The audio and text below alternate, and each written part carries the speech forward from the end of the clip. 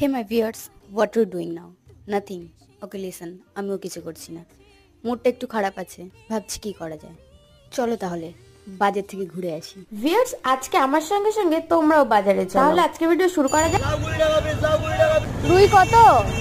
রুই জিনিসের কত দাম, 500 টাকা নিয়ে বাজারে আসলে 500 টাকার 5 টাকাও ফেরত নিয়ে যাওয়া যায় না। রুই কত কাকু? রুই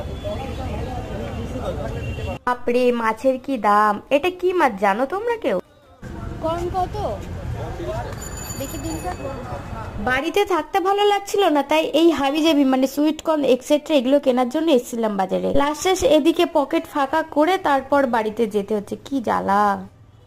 4-5টা তুলুন।